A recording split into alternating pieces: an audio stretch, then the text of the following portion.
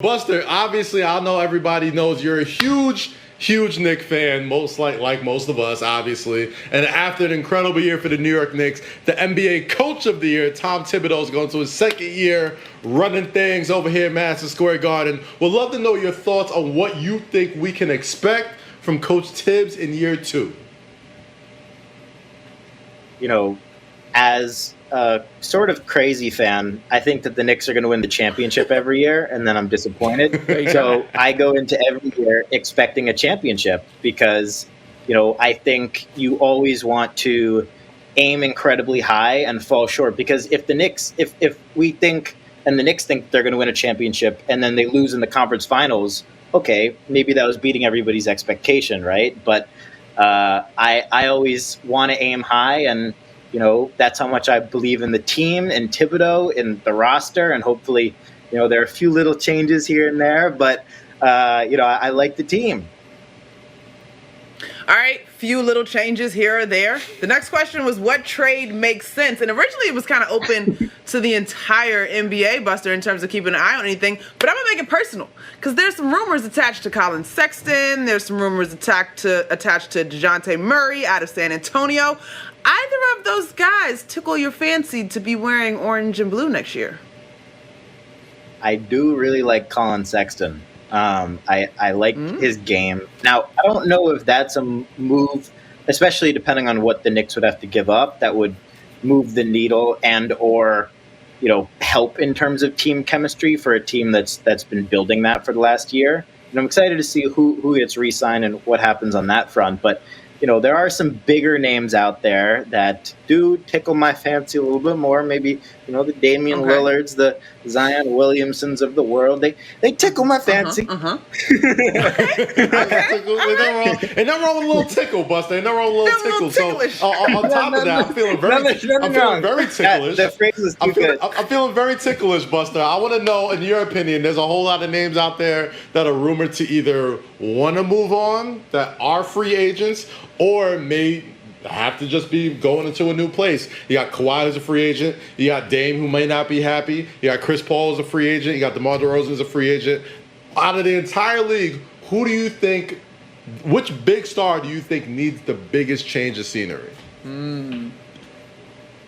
As much as I love DeMar DeRozan, he never wanted to be anywhere except for Toronto, right? So any opportunity in a city that he actually wants to be in. I'm sure he loves playing in San Antonio. I mean, how could anybody hate playing for Greg Popovich? But come on, have you been to the Riverwalk? Oh, it's just a fantastic place to be. Please continue, Buster. Well, I think after all of our reactions, everybody would understand where that was going. But I think it would be great for him to play in a city that he really wants to play in, and New York could be that. Okay, so DeMar is your biggest change of scenery? I thought you were going to say Dame.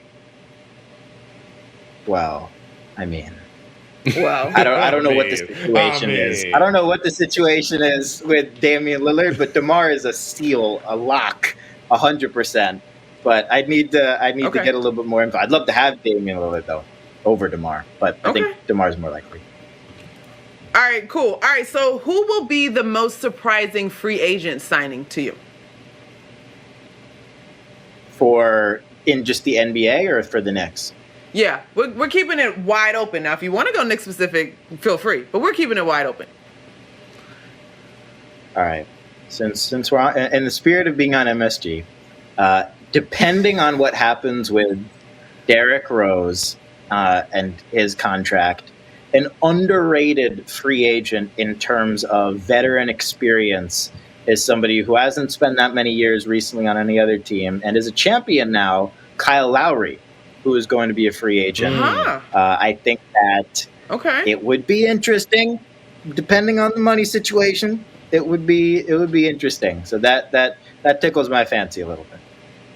That is very interesting. And speaking of Kyle Lowry, the team that he beat with the Raptors in the finals was the Golden State Warriors. Now, hopefully, health permitting, they get Klay Thompson back. They got some lottery picks in this year. Steph Curry was on absolute Mars this entire season. Would love to know your thoughts. Do you think a fully healthy Golden State Warriors take their place back at the top of the Western Conference and in the NBA Finals next year?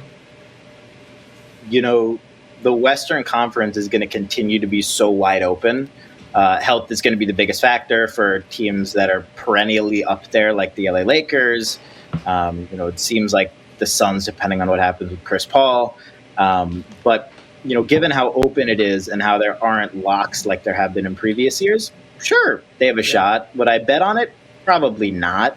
But I just can't wait to see Klay back out on the court because the NBA's missed him, man. Yeah, we definitely have missed Klay on the floor. All right, final question, and then Kaz takes over with some fun stuff. Will Zion Williamson eventually become a Knick, Buster? This is like 2018 all over again. I can't even begin to explain how many hours of conversation I've had about this in like what feels like a past life because of how long ago 2018 feels like. But I'm gonna say at some point in his 17 plus year career that I would predict. Wow. Yeah, at some point, I would be comfortable making a gentleman's bet on that.